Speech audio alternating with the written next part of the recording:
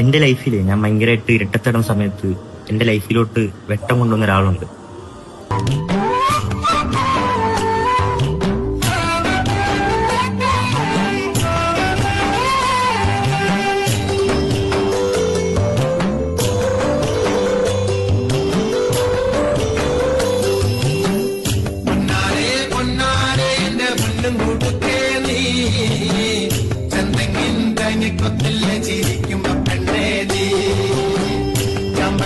Hello guys, എല്ലാവർക്കും പുതിയൊരു വീഡിയോയിലേക്ക് സ്വാഗതം. അപ്പോൾ നമ്മുടെ രേണുസുതി ഓരോ ദിവസവും രേണുസുതിയുടെ റീച്ച് അങ്ങനെ കുറഞ്ഞ് വരികയാണ് കേട്ടോ.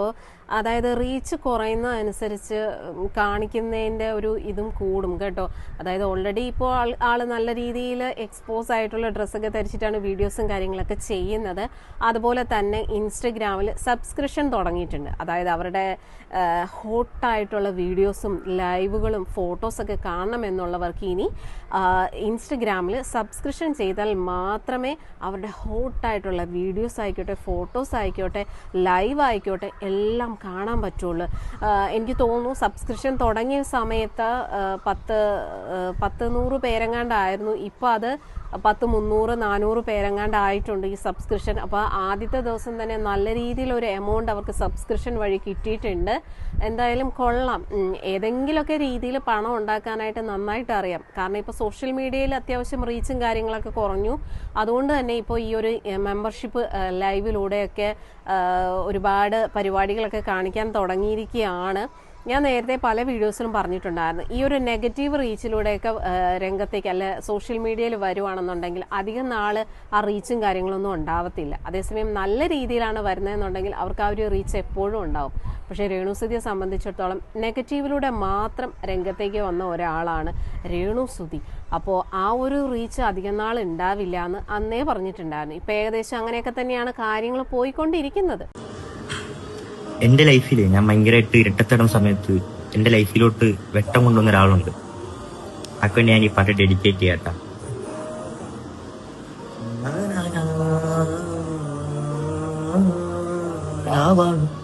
നീ എന്റെ നിലാവാണ്, നീയില്ല നേരം ഞാൻ ഈ ഭൂമിയിൽ ഇന്നാരാവാനാണോ രാവാണ്.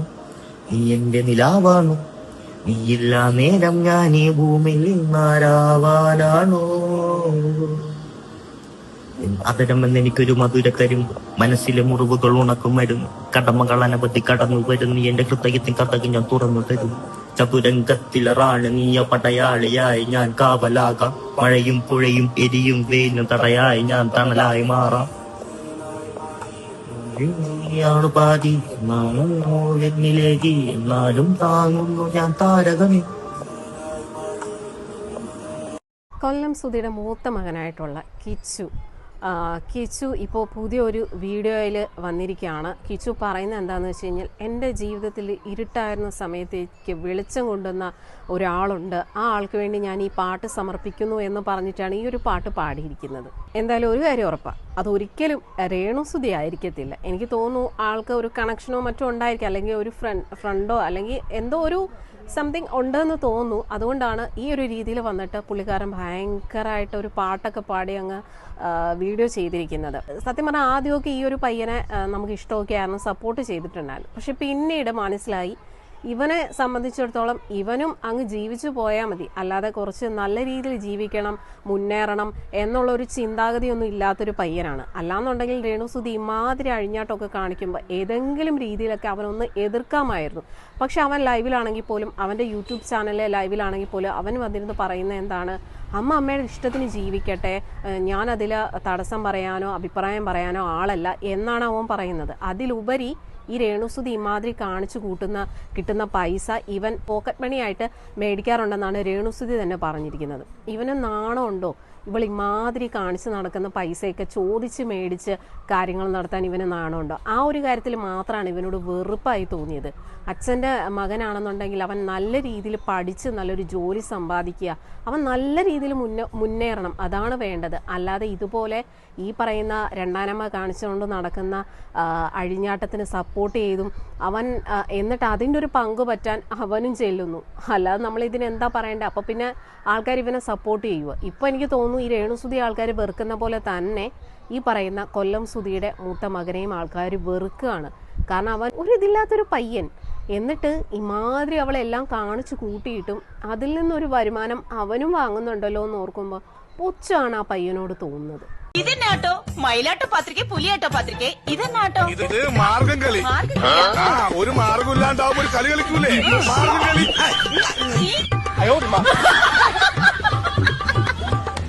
എനിക്ക് ചിരിക്കാൻ വയ്യ. എന്റെ മോനെ, അതായത് അൽത്തു കാസർഗോഡ് വ്ളോഗറെ, മോൻ എന്താ പറഞ്ഞേ? രേണു ചേച്ചി മോൻ പറഞ്ഞത് കേട്ട് മോനെ പേടിച്ച് സൂചിയുടെ DP മാറ്റിയെന്നു. എനിക്ക് ചിരി വന്നിട്ട് വയ്യ. നിന്നെ കാണാൻ അടിപൊളിയാണല്ലോ, പക്ഷെ നിന്റെ വായിന്ന് എന്നെ പറ്റി ഇറങ്ങുന്ന നെഗറ്റീവ് ഒന്നും കേട്ടാ അടിപൊളി അല്ലല്ലോ. നിന്നെ കാണാൻ നല്ലതാ, പക്ഷെ നിന്റെ വായി നിറങ്ങുന്ന വർത്താനമോ അടിപൊളി വർത്താനമൊന്നും അല്ലല്ലോ, ചുമ്മാ കള്ളത്തരമാണല്ലോ പറയുന്നത്. നിന്നെ എന്തിനാ ഞാൻ പേടിക്കുന്നേ? നിന്റെ കെട്ടിയൊന്നും അല്ലോ ഞാൻ നിന്നെ പേടിക്കാൻ. എനിക്ക് ആകെ പേടിക്കേണ്ടത് സൂചിച്ചാണ്ട മാത്രം പേടിച്ചാൽ പോരായിരുന്നോ? പിന്നെ നിന്നെ പേടിച്ചാൽ DP മാറ്റിയെന്ന് പറയുന്നത്. എന്റെ പൊന്നു മക്കളെ, വെറുതെ നോണ പറയരുത്, കാര്യം അറിയാതെ നോണ പറയില്ല. പിന്നെ ഒരുപാട് പേര് എനിക്ക് കമന്റ്സ്, ഞാൻ ഇതിന് റിപ്ലൈ കൊടുക്കാതിരിക്കുമായിരുന്നു. ഒരുപാട് പേര് എനിക്ക് മെസ്സേജ് അയച്ചു, ചേച്ചി ഇതെന്താ സംഭവം, ചേച്ചി എന്തിനാ DP മാറ്റിയത്, ഇയാൾ കിടന്ന് പറയുന്നല്ലോ, ഇതിനുള്ള റിപ്ലൈ കൊടുക്കാൻ പറ്റും. അതുകൊണ്ട് മാത്രമാണ് ഞാൻ റിപ്ലൈ തരുന്നത്. എനിക്ക് ബ്ലൂടിക്ക്, അതായത് നമുക്കറിയാം പ്രൊഫൈല് സെലിബ്രിറ്റീസിനൊക്കെ, മിക്ക സെലിബ്രിറ്റീസിനും പ്രൊഫൈല് ബ്ലൂടിക്ക് വേണം അല്ല, വരുന്നുണ്ട്. സോ അതിന്റെ ഒരു ആവശ്യത്തിന് വേണ്ടിയിട്ട് എനിക്കത് അപ്രൂവൽ ആക്കാൻ വേണ്ടിയിട്ട് മെറ്റേൻ തന്നെ ഉള്ള മെസ്സേജ് വരുമല്ലോ, DP ചേഞ്ച് ചെയ്യണമെന്ന് പറഞ്ഞു. ഞാൻ അതുകൊണ്ട് ചേഞ്ച് ചെയ്തതാണ്, അല്ലാതെ സുധിച്ചേട്ടൻ്റെ DP മാറ്റിയെന്ന് പറഞ്ഞ് സുധിച്ചേട്ടനെ എൻ്റെ ഹൃദയത്തിൽ നിന്ന് ഞാൻ എടുത്ത് കളഞ്ഞതുമല്ല. ഞാനിപ്പോൾ വേറെ വിട്ട് കല്യാണവും കഴിക്കാൻ പോകുന്നില്ല. എനിക്കൊട്ടൊരു പ്രണയവും കഠിനമായിട്ടുള്ള എന്താ പറയുക, വളരെ പവിത്രവും കഠിനമായിട്ടുള്ള ഒരു പ്രണയവും ആരുമായിട്ടില്ല. മനസ്സിലായോ? നിന്നെ എനിക്ക് പേടിയില്ല, നിന്നെ എന്നല്ല ആരെയും, ദൈവത്തെ മാത്രം പേടിക്കും. ഓക്കെ.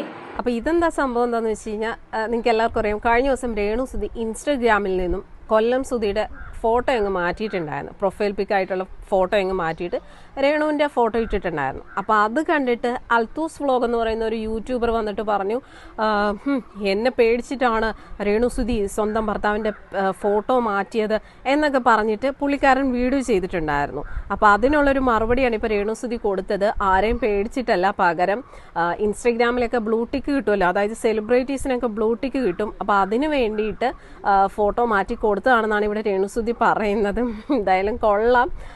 കാരണം ഇനിയിപ്പോൾ ആ ഒരു കൊല്ലം സുധിയുടെ ഫോട്ടോയൊന്നും വെച്ചുകൊണ്ടിരുന്നിട്ട് വലിയ കാര്യമൊന്നും ഇല്ലല്ലോ. കാരണം ഇപ്പോൾ കൊല്ലം സുധിയേക്കാൾ അറിയപ്പെടുന്ന ഒരു താരമായിരിക്കുന്നത് ആരാണ്? അത് രേണുസുതി തന്നെയാണ്. നെഗറ്റീവിലൂടെ ആണെങ്കിലും കൊല്ലം സുധിയേക്കാൾ ഒരുപടി മുന്നിൽ തന്നെ നിൽക്കുന്നത് രേണുസുതിയാണ് കേട്ടോ.